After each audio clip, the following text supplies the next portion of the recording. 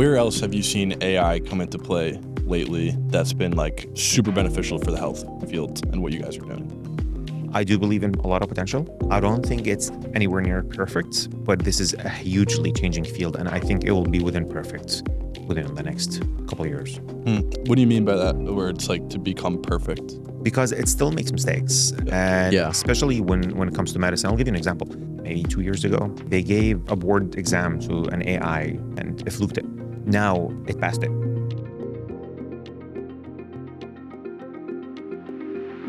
Welcome back to POG. Today we have a very special guest with us today, Dr. Tareq from Naples Longevity Clinic.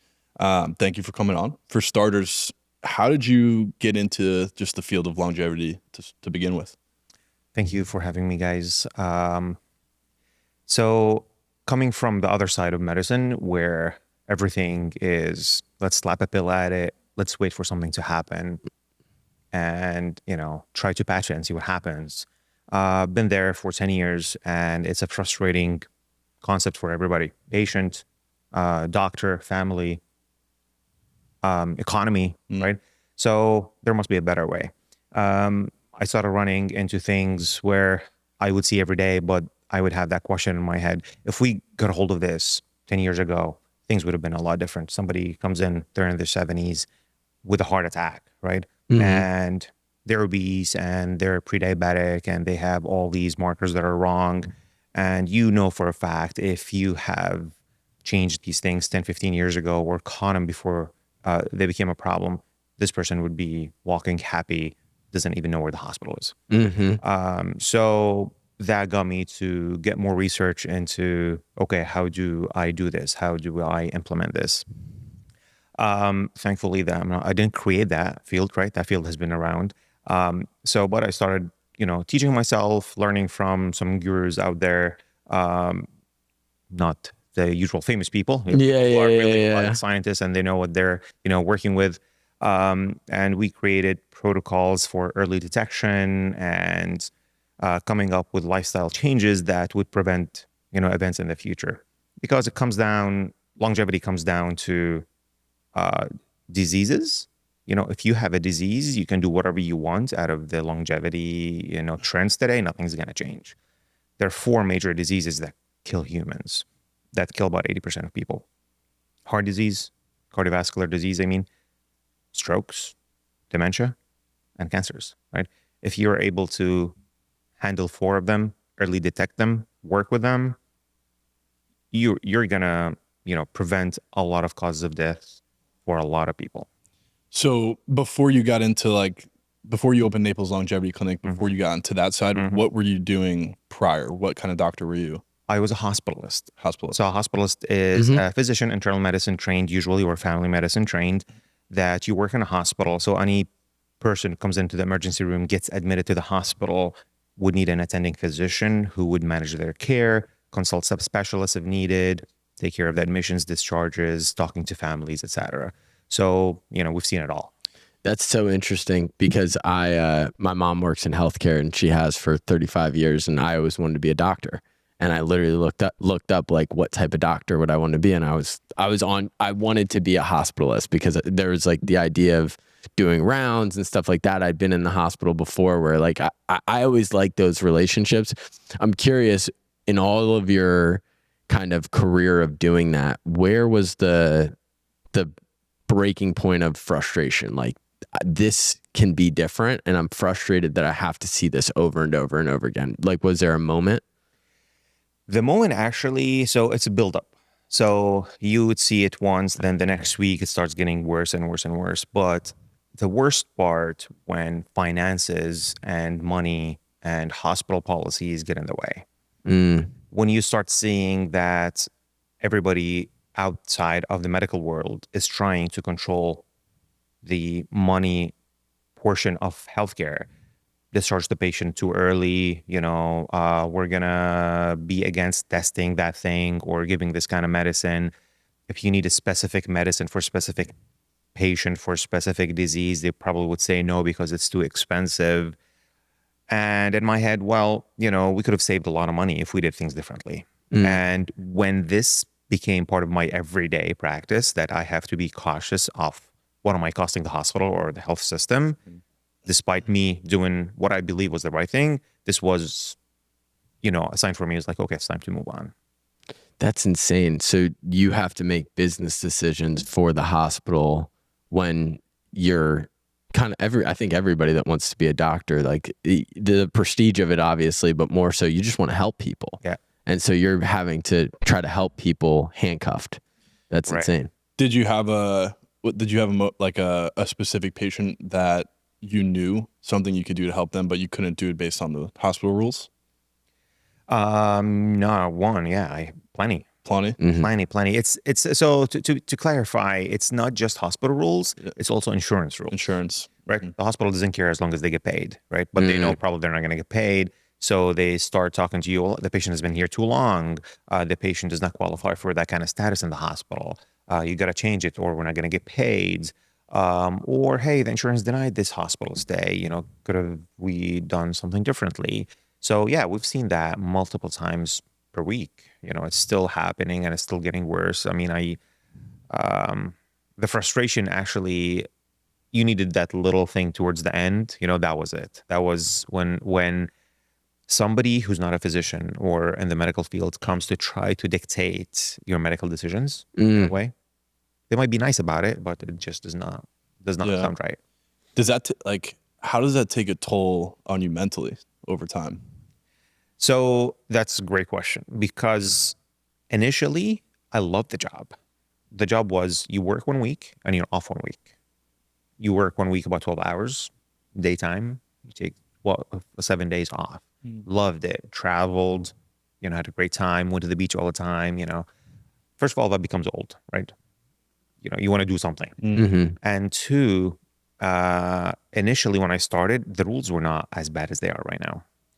But over the last 3-4 years, I would say probably 5 years, things started to take a sharp turn because of how tight the economy is, and when it comes to Medicare and healthcare and insurances and denials, et cetera. So the hospital, at the end of the day, it needs to stay open. So when you're there to go take care of somebody, and you just want to take care of somebody, that's not stressful at all. I mean, if you're successful with it, actually feels good.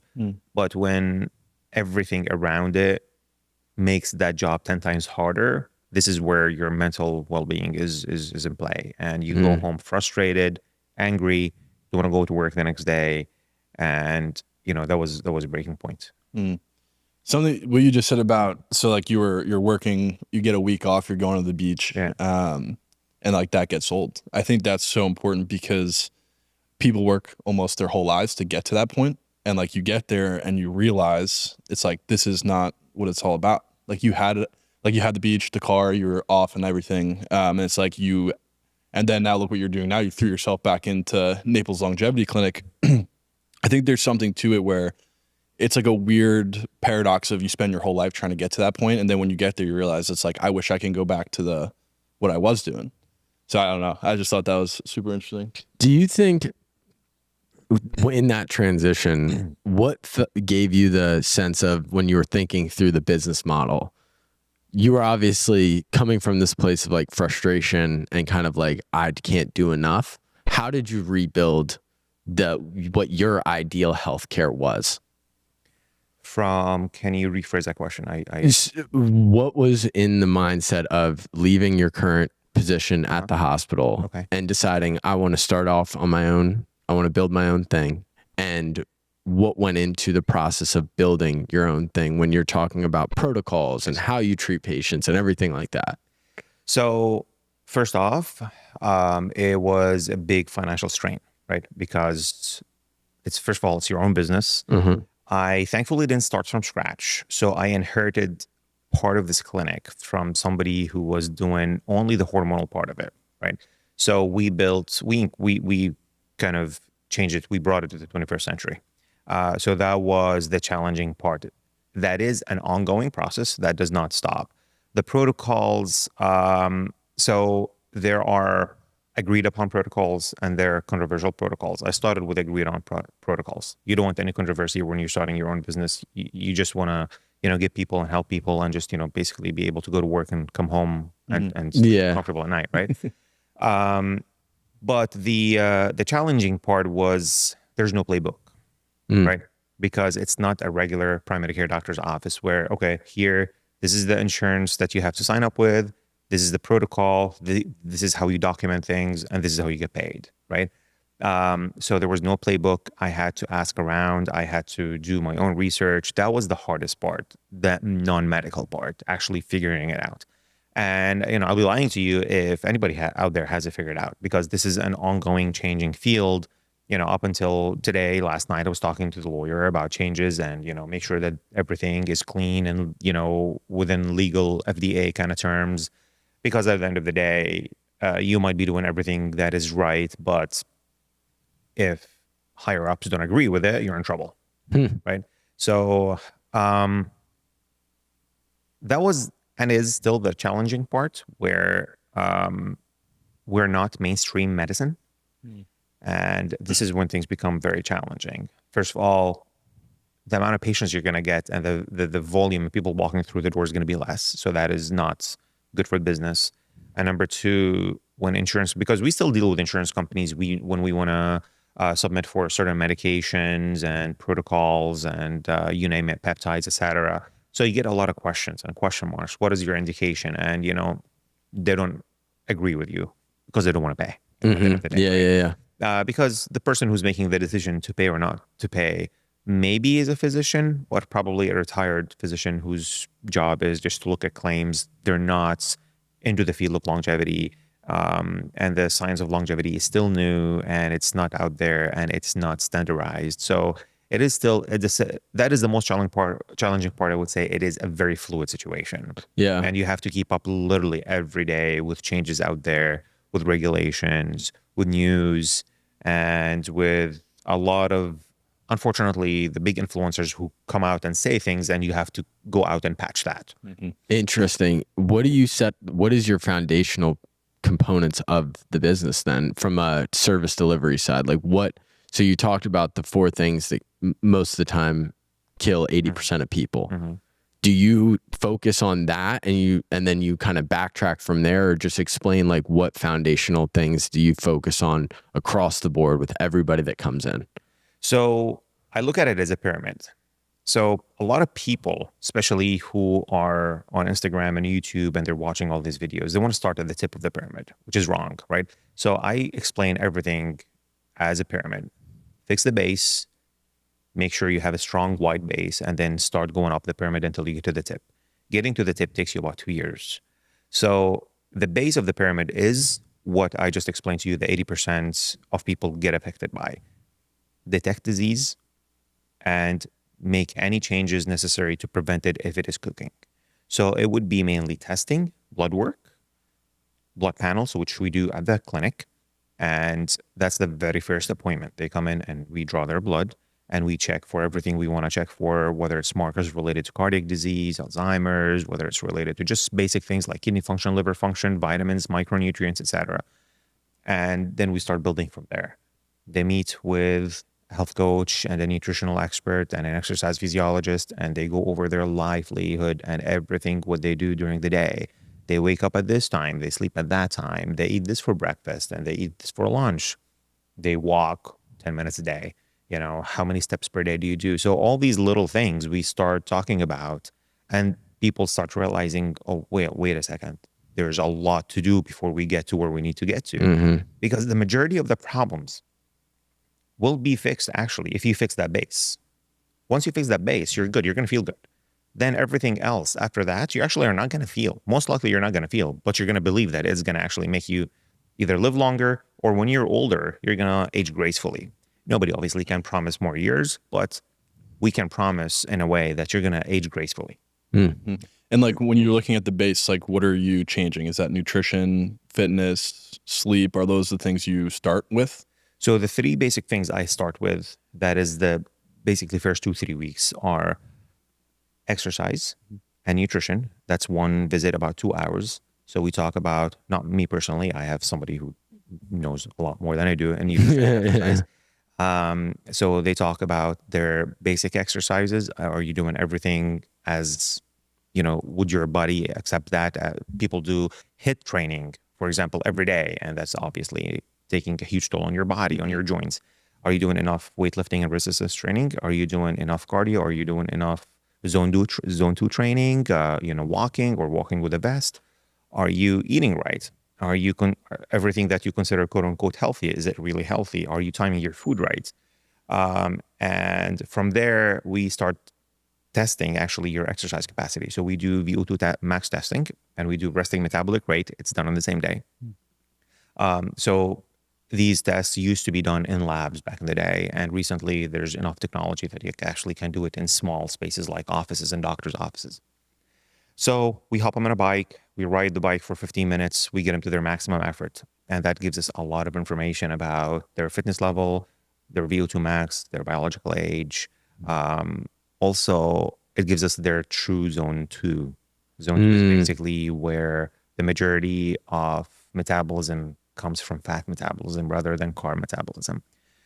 A lot more information comes in that report that includes things related to your parasympathetic system, your HRV, your basal metabolic rate, etc. And we use that to come up with a nutritional plan of some sort, right? We give them a roadmap.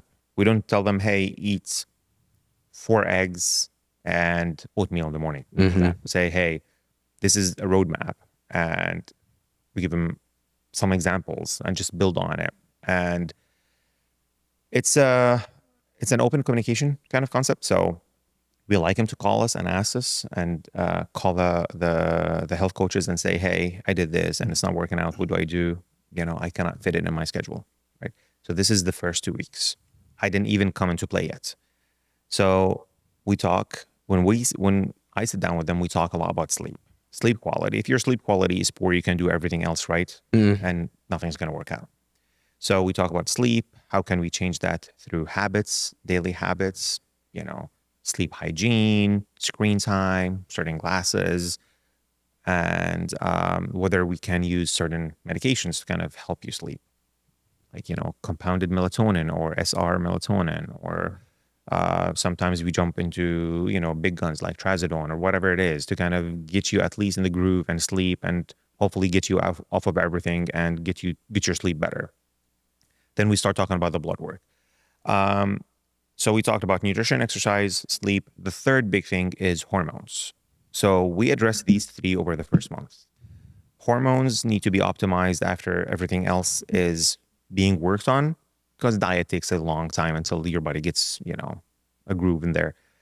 Hormones, when we're talking about testosterone for men, DHEA for men and women, pregnenolone, obviously testosterone for women, and in certain age groups for women, we talk about menopausal symptoms and how that's affecting their livelihood and how they're feeling with it and how that's preventing them from losing weight and feeling good, etc. So the first month to 2 months are just working on these 3.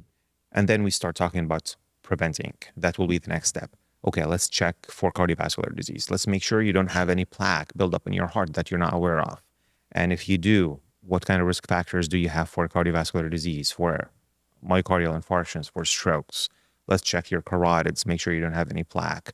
I'm not trying to cut the plaque and remove it. I'm not trying to reverse it. I'm trying to give the patient an idea of where you are currently. And we have to do so many aggressive things to stop it where it is because, the clock is ticking. And unfortunately, these diseases, in the majority of cases, they only present when it's end stage. So if you have a complete blockage in the widowmaker, which is, one of the big arteries in the heart, you have a heart attack and probably die.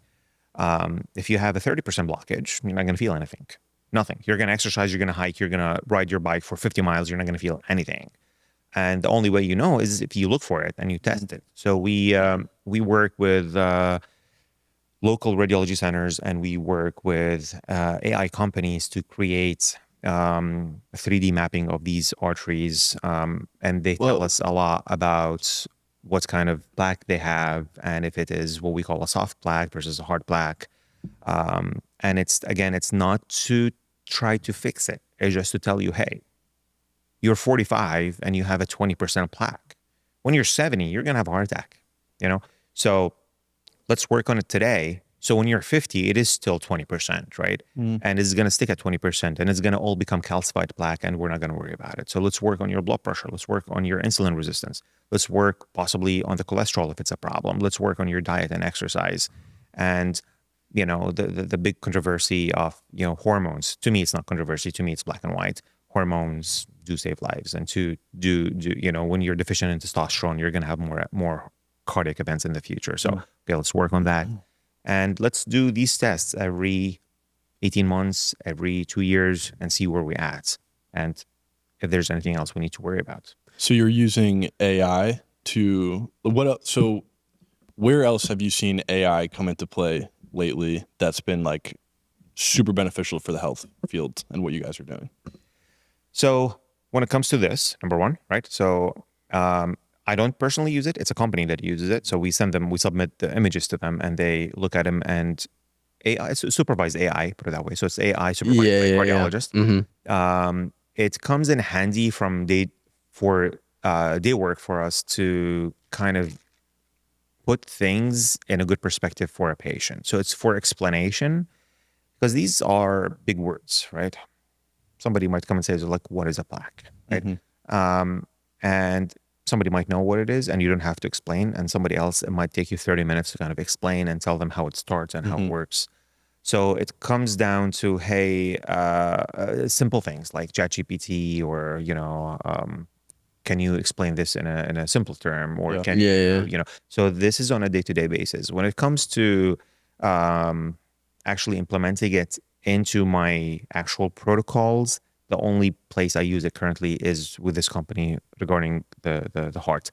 Now, I do believe in a lot of potential, and I do believe in AI taking a big role in what we're doing currently, and it is. I don't think it's anywhere near perfect, but this is a hugely changing field, and I think it will be within perfect within the next couple of years. What do you mean by that, where it's like to become perfect? Because it still makes mistakes, and especially when it comes to medicine. I'll give you an example. Maybe 2 years ago, they put they gave a board exam to an AI, and it fluked it.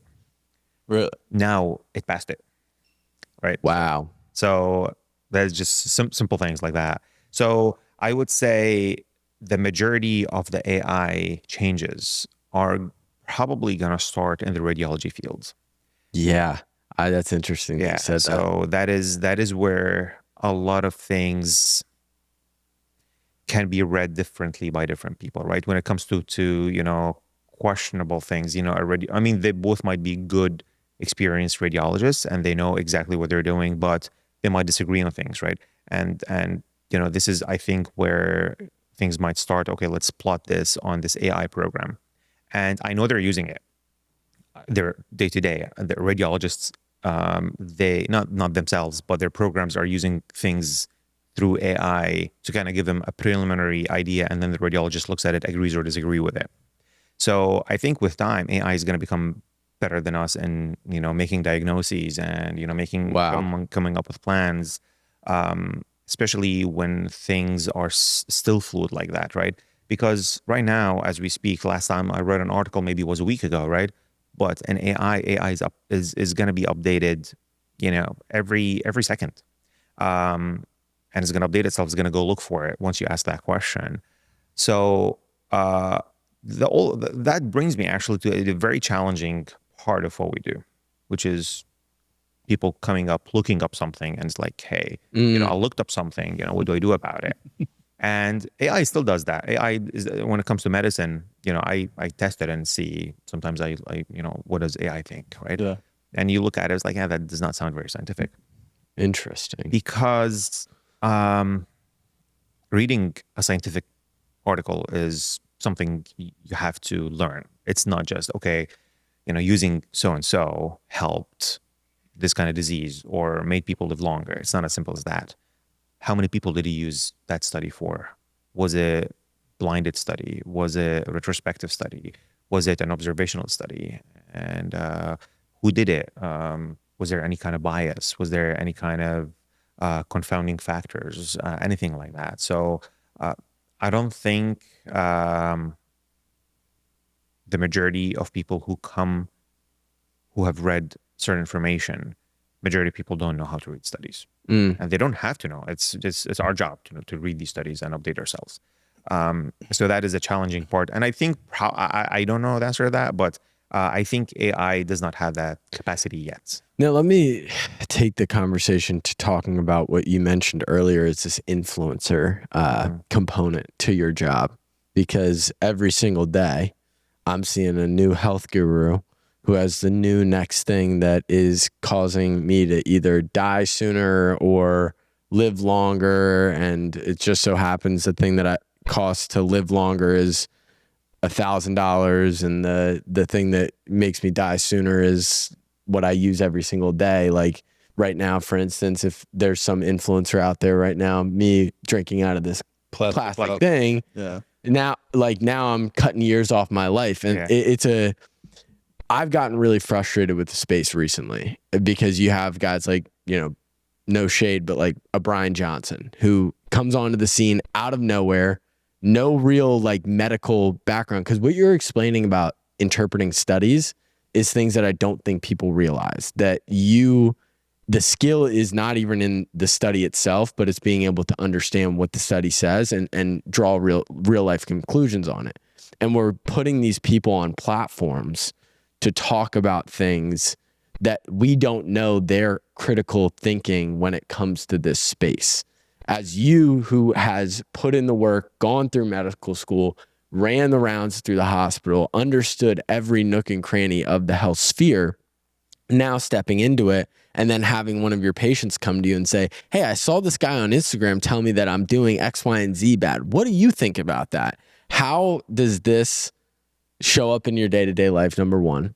Number two, is there a way to combat it? Is there something that you could give like our audience to like help them process this information when they see it? So it's a two-way answer. So you have two kinds of people when it comes to that. One, a person who's just like you said, who comes in and said, hey, I heard somebody or I read something, or this person showed up on my feed and he said 1, 2, 3. What do you think? Right?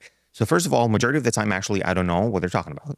So I would have to go and look up and actually see what they're talking about. They sometimes actually send me the link and I look at it, and it's complete nonsense, right? Yeah. That could be, the first reaction. But before I actually answer that, I go dig a little bit and I try to see if there's any basis behind that. And 99% of the time, there's none, right?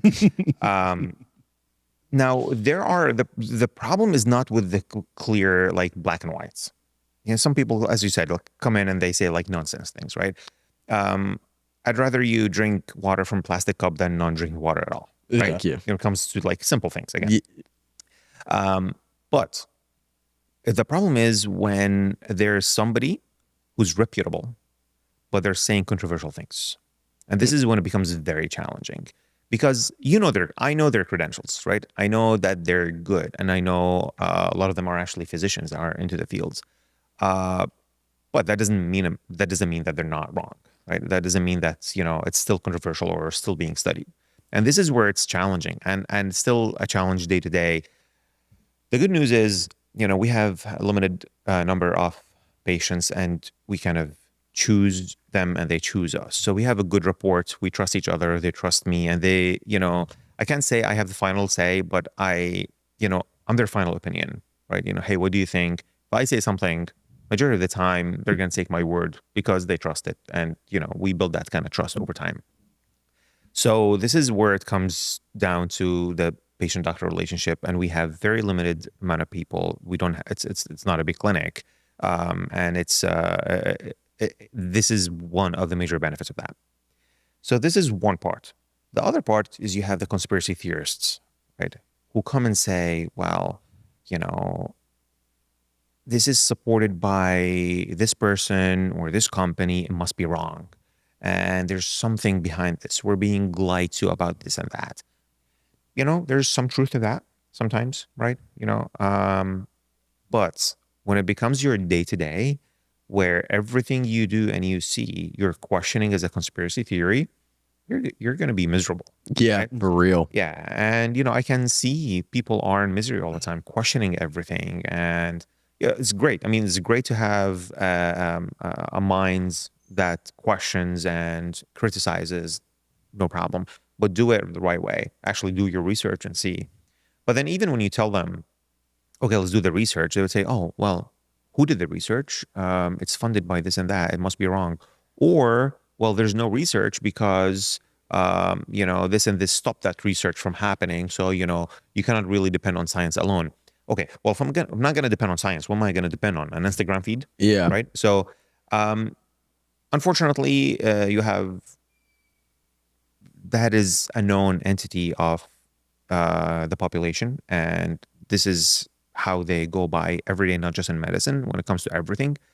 And as I said, it is not coming from nowhere. It comes from the frustration of the healthcare system and frustration of how things were handled, the food industry, and how things were being shoved on us as healthy for so many years.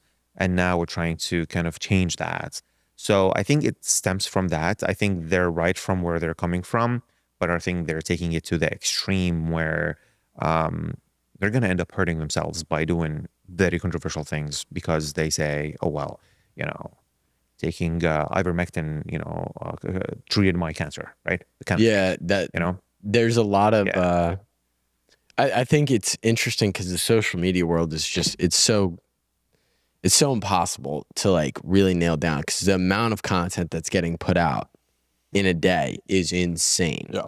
And really what catches fire is what either pisses somebody off the most, like what we actually see. You could say something totally true, totally science-based, totally backed, like the most like factual science-based answer to something, to a medical question. And that could get 100 views. And then you could have Gary Brecka talking about the fact that hydrogen water is going to save your life and that hydrogen water is the #1 thing, and it could get millions of views, and you will have so many people buying his hydrogen water, and now all of a sudden every day stressing and obsessing over making sure they hydrogenate their water, and it's a tough business. I think that's where the frustration comes in with like the health field as a whole, right? Where it's like all these people just bought this hydrogen bottle, and then in a month from now it comes out where it's like doesn't do anything. And then you take that back, it's like, okay, to drink water safely, you can't drink tap water because there's fluoride and other chemicals, but you shouldn't drink out of a plastic water bottle because that's bad for you.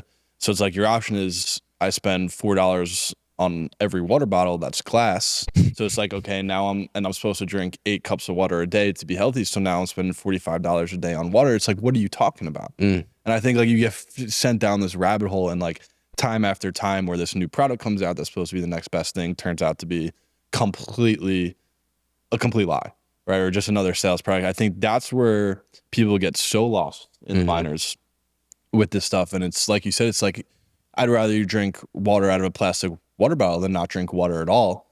But that's what you see. It's like, oh, I've got to drink glass. So now I can only drink like 3 water bottles a day. It's all I can afford if I want to be healthy. And then same thing with food. It's like meal prep to be healthy, but you can't put it in a plastic container in your fridge because there's plastic in there, and you can't cook with aluminum because that's bad for you. It's like, what the hell do you want me to do then? And I think that's where people get so lost. It's just like, just eat right, work out. And it's like you skip over these basic things to reach for the red light and the daily cold plunge, but it's like your main source of protein is Chick-fil-A. Right. I do want to ask you on the core 4 that kill most people. I think if anybody walks away from this show, I want them to know these core 4 and know how to prevent these core 4. So starting specifically, how does one protect against these core 4? Like, what are some foundational things that they could do today to start to work against these, 4 things that kill 80% of people? So the good thing about what we know about these 4 right now is actually anything you do for one of them, you're actually doing for the 4 of them. That's great. So what comes down again to the basics, right? It's basic when we explain it. It's a lot of work. So in simple terms, it's metabolism and your metabolic health. If your metabolic health is right, the chances of you developing any of these four is going to be tremendously less than regular people. You might have a genetic predisposition to Alzheimer's disease, right? So there's nothing you can do about that. And it's just genetics. And you're going to start building these unusual protein particles in your brain. You're going to have Alzheimer's when you grow up. But at the end of the day, you can fix everything around it to either have a lesser impact or not have it at all. So we talk and we focus a lot on insulin resistance, which is very, very prevalent, unfortunately, in the Western world right now due to the eating habits, sedentary lifestyle, and you name it. So when you fix insulin resistance, which takes months and years of working, you just reduced your chances of cardiovascular disease, strokes, dementias, and cancers by many folds. You still have the risk, but that is the very first thing we work on, insulin resistance. How do we do diet? When do we eat? What kind of food we're eating? It comes down to less carbohydrates, time your carbohydrates right, choose the carbohydrates well, do not eat carbohydrates when you're not doing much that day, right? If you're just sitting on your couch doing nothing, there's no need for carbs that day. We're talking about 80% of people. There are 20% of people, you cannot do that, right? Eat enough protein, clean protein, and stay away from synthetic oils. It comes down to that when we're talking about insulin resistance. Then we start adding to that exercise. What kind of exercise do we do? How much zone 2 do you stay in, which is so underrated. Zone 2 is a hugely underrated exercise, which is basically your morning walk or walking with a vest on or on an incline or a light bike ride. Most people's zone 1 lies between a heart rate of 90 and 110. This is where there's a lot of metabolic benefit, a lot of mitochondrial benefit that battles insulin resistance. And we work a lot with the hormones, as we mentioned a bit ago. And testosterone, for example, battles insulin resistance over many years. In menopause, there's a more likelihood of insulin resistance due to visceral fat buildup. So working on optimizing these hormones and replacing the hormones helps a lot with that. And finally gets down to, thankfully, right now we have the GLP-1s, and they are a huge factor in improving insulin resistance. We use also medications like metformin, which is a very, very old medication. It's been around. A problem with metformin, it's not well tolerated by a lot of people. So it does cause a lot of gastrointestinal effects. It does have some longevity features to it when it comes to cell health and mitochondrial health. But from experience, I've seen that a lot of people just do not tolerate it well. It just gives them a lot of bloating and abdominal discomfort, etc. So this is where GLP-1s become handy at smaller doses, improves insulin resistance, sugar metabolism, plenty of other changes that trickles down to improving your insulin resistance over time. That would tremendously reduce your risk of developing these 4 core horsemen or diseases, right? So there is a book that I think if somebody reads it, everything we just talked about is going to make sense. It's called Outlive. Peter Tia. Peter Tia, yes. Very cool. Brilliant. One of the good guys. Brilliant minds, yes. Yeah, very cool. So he talks about these 4 horsemen in details in each chapter of his book. And, the conclusion when you read it at the end, it was like, wait a second, well, I'm doing everything, I'm doing the same thing for the 4 of them. And that's true. So living a healthy lifestyle, living like in a common sense way, right? Are there any specific diets or foods that give somebody the biggest ROI on like getting back to a healthy base again that you would? Yes. Yeah, Mediterranean diet. Interesting. Mediterranean diet has been proven. Fish. Yes, and a lot of nuts and olive oil.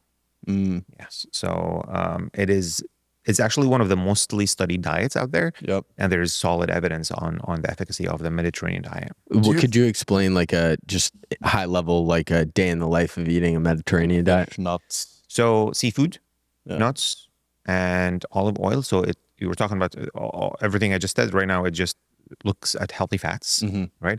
Minimal amount of carbohydrates and vegetables.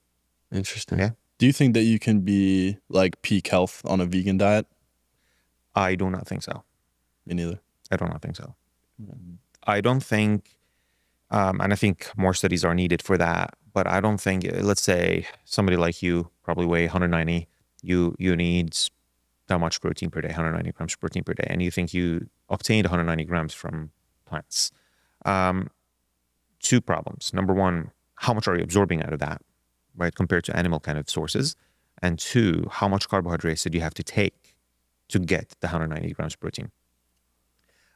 So that's why people try it, they gain weights, and unless they have other reasons why they're vegans, whether it's like, I don't want to kill animals or, that kind of thing, right? That you cannot argue with that, right? Sure. I mean, that's your thought. But I have not seen a person trying to change their life by a vegan diet that were successful on a personal level. Maybe there are people out there, but from my experience in the clinic, I have not seen that. It's kind of goes into the same thing as like the health influencer on social media, where you put out these Netflix documentaries like a game changer that pulls like two rare like one Olympic athlete that happens to be currently eating a vegan diet, and you twist the whole thing to make it seem like this guy's been vegan his whole life. True. But he's not. He's not. So it's like, and then what that does is you get millions, maybe tens of millions of people to watch this Netflix game changer that now think being a vegan is the healthiest thing possible. That's where I think just the nutrition field alone is such like it's almost like you can never be right. Yeah.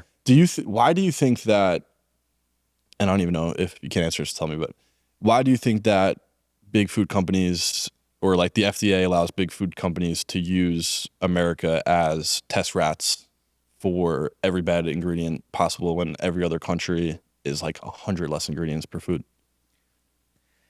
Good question. I mean, it comes down to influence, right? I mean, why are not just that, a lot of industries, they have influence on politics.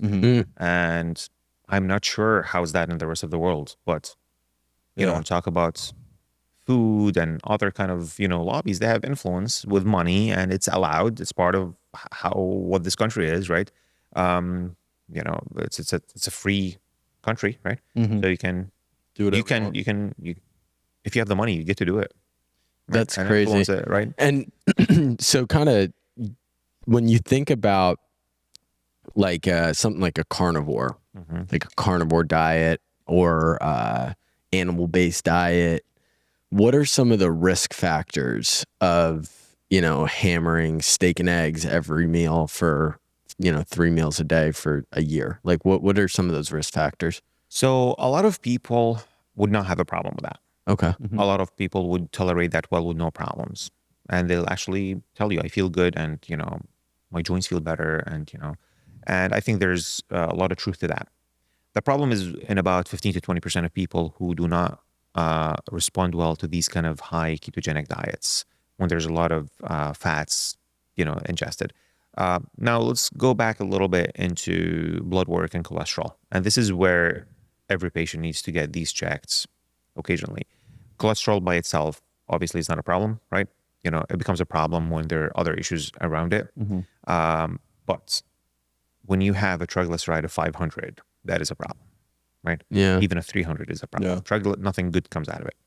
So there are people who would respond badly to carnivore diets with a huge increase in their triglyceride levels. And I am not sure of the exact mechanism or what kind of mutation they have that would, let them do that. And this is where a big question out there, and I don't think there are legit studies out there to answer that question is, well, yes, these numbers changed, but did they have any adverse events in the future? Yes, their triglyceride went up from 150 to 300, but over the course of 5 years of being on that diet, did they have more incidents of cardiovascular disease and plaque formation? I don't know the answer to that, but I would not give a person a specific recommendation, regardless what kind of diet I would, my guys, push without checking their blood at least 3 times a year. Now, on that, what I want to kind of dive into is the idea of this 80-20 rule. 80% clean, 20% processed, whatever, like whatever you just want, whatever you're interested in. Do you think it's more effective to do an 80-20, or do you think it's more effective to just find other ways to get that fix that people want from like processed sugar, like ice cream? Like, is there a better for you way of doing the 80-20, or for most people, do you recommend like the 80-20 as a fine way of going about it? No, I go by 80-20 actually. Okay. I use 80-20 every day, because at the end of the day, this part of the country, right? People are chill with more sports. They're comfortable, they're relaxed. So that comes with a lot of eating, right? A lot of drinking. Yeah. And a lot of non-healthy habits, which is, part of enjoyment, right? They enjoy life. So there's a lot of change that has to happen. And if you implement 100% with variations, like 100%, but instead of using regular sugar, go use monk fruit or, erythritol, or that's extra work. Nobody wants to do it, right? Interesting. I'd rather you do the 80-20 and be successful with it rather than do 100% for 2 months and then give up. Yeah. Right. So I want something sustainable. And the 80-20, from experience, when you see people see the effect, they're actually going to change it to 90-10. They're going to change it to 95-5.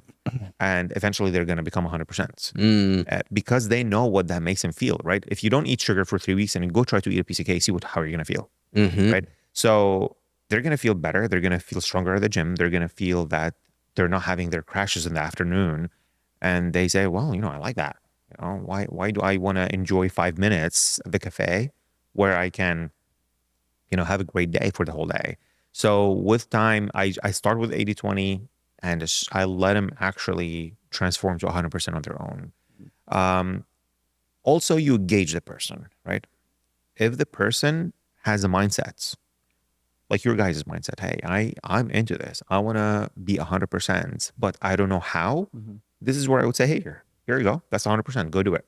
Right? Yeah. So everybody's a little different, but for the majority of people, I do 80-20. Go ahead, Mike. On the 80-20 and the Mediterranean diet specifically, is the reason why that brings the biggest ROI because you're removing carbs and like the breads and all that stuff? Is that where you see the biggest decline on a diet? No, it's actually you mean people not sticking to it? Yeah. No, so like, for example, like at least from what I know to be is like the worst things over time for your body is going to be like the carbs, the breads, the wheats, all that stuff. Do you think that is why it's the biggest ROI? Because you're removing all that so-called like not natural stuff? So staying away from processed food, but the biggest ROI, as you called it, is actually the fats. The fats that you're introducing. Interesting. Yeah. Health trend today, olive oil shots. I mean, all over Instagram, right? That's one thing I might actually say, yeah, it's a good idea.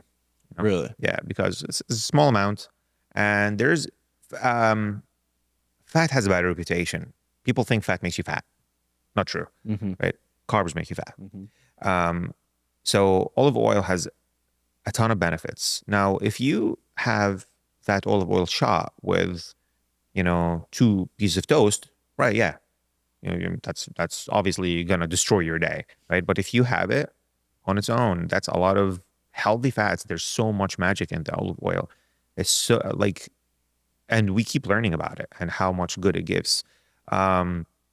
So the biggest change with Mediterranean diet comes from the fats that comes from fish, nuts, and olive oil. Let me ask you, because we're just selfishly, we're both endurance athletes. So we just did a 33-mile ultra race 2 Saturdays ago. We're preparing for a 50-miler in May, and then we have another 40-miler in late August. Oh, wow. That obviously, like, we're exercising. I know that there's some health detractors over time with that lifestyle. I would love to know a little bit more about that, but then I'll get into this afterwards. But I've heard people do high fat diet in endurance sports, and I'd love to see if you have any like understanding about that and like how that would work to try to stay away from some of those highly processed carbohydrates. And there's a specific thing that I remember, but let's just stay focused on the health detraction of a long-term endurance like sport, like long miles, all that type of stuff. So first of all, the common sense mechanics, right? So especially if you're not watchful what you eat, because I see with endurance runners or cyclists, they always have a simple sugar with them, in their pocket, and okay, in the middle of it, let me just take some of that. Yeah, it gives you energy for sure to get you keep going, but that's a lot of inflammation. So I see the majority of people, especially runners, cyclists not as much, knee problems, right? So wear and tear, right? Back problems. So this is when it comes down to mechanics. So you're doing wear and tear on your joints. That's one. Two, if you're doing it too much, your cortisol is elevated all the time. It's going to come down after exercise, but if you're doing it on long hours and you're doing it repeatedly, months and months and months and months, cortisol hypersecretion like that is secreted the whole time. It's going to negatively start impacting you negatively. And you need your rest. You can do it, but you need to implement as much rest as you can. Rest and recovery is as important as exercise. So I see a lot of people coming in. They are so fit. You can tell them go run 5 miles. They do it in sub 20 minutes, right? But they're not able to lose any weight, right? because they're not resting. And when they're done with their run, they just go home and eat whatever they want. Yep. Because you feel like, okay, I earned it, right? But unfortunately, we've been told for so many years it's energy in and energy out, and it's not, right? There's so more that comes into diet. It's not energy in and energy out. Absolutely not. Damn. Because you just hit us on the head. Like, go for a long run, you come back, you can eat whatever you want. Yeah. Like that's the mindset. That's interesting. What do you think is a good like rest to active ratio on something like that? On like the long, so I say put this in a year, for example, like we're doing 3 races in 5 months. How long after that should we be dialed back?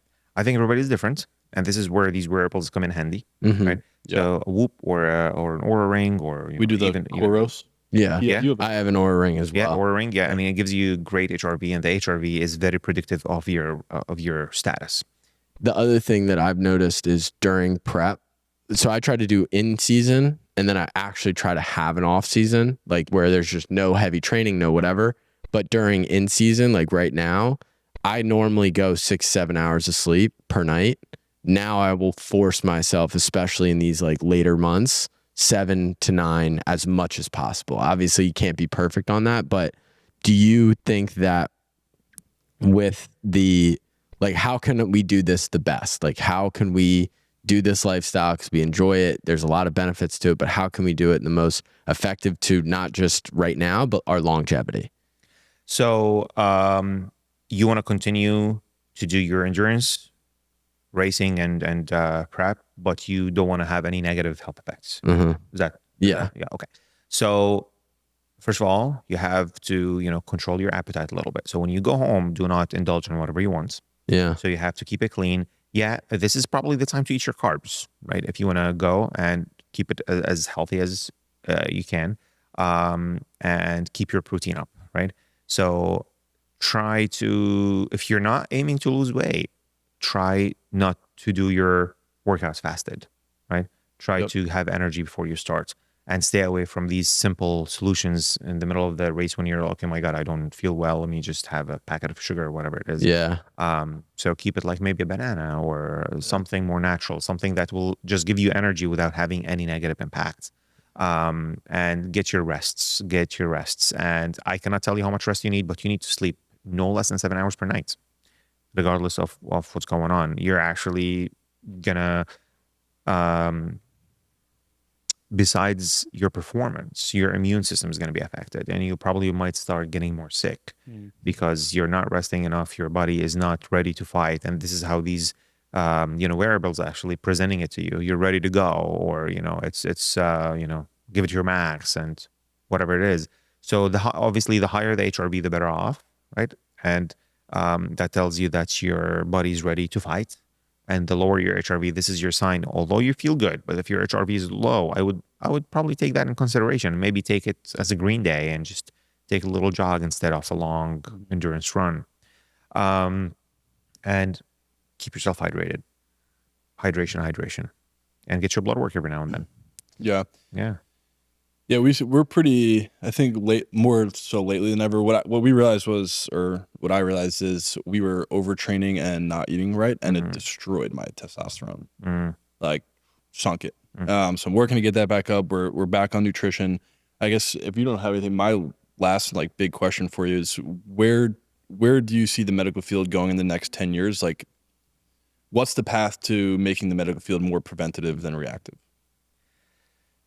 It's a very slippery question, right? Yeah. Because I think there's a lot of powers that are not interested in this kind of health form, right? Because nobody's going to benefit out of it. There's not a lot of benefit to major companies out of that, which is a shame, because I guarantee you a lot of the big shots in these places, they're probably following our protocols. So if we are able to get over that, which is honestly by educating people, things like what we're doing today, right? It is out there. The message I want to send out there, it is out there. It is simple, and it's doable, and it's not expensive. Yeah. Nowadays, yes, it can be expensive when you're trying to package it with everything else, because you're getting an expertise of a physician, you're having full accessibility to them. That comes with a price tag. But I think if we head the right direction, and best case scenario, I think you're going to see a lot more regulation to kind of regulate our field, which is not necessarily a bad thing. And we might start seeing, hopefully, insurance companies starting to reimburse some of that. And this might take the financial burden out of people who are not able to do it just because of financial reasons, right? Because, for example, as you said, the testosterone and all that, you're not going to get anybody to pay for that. And it can be expensive. When you're talking about, somebody's paying, $200 to $300 a month, that is substantial for a lot of people. So when we're able to kind of get more studies out there, more proof, and undeniable truth that what we're doing is going to be beneficial. And I think what business people and people who are, in charge of the economy, when they see that this actually is going to save money, I think this is where the click is going to go. Okay, when we are able to prove to the higher ups that this is going to save the country money and health, not just health, money and health, I think this is when we're going to see a huge change. Makes sense to me. I love that. I love this conversation. You're exceptionally knowledgeable. Obviously, if people want to support you, how would they be able to do so? Spread the word. Yeah. Naples Longevity Clinic. We're on Bonita Beach Road, where we service Naples and Fort Myers and anything in between. Spread the word, and it's not just about me, growing. I just want people to know what's going on and adopt healthy lifestyles, and just do themselves and their kids a favor. I love it. Thank you so much for You're coming on. welcome. Thank you for having me.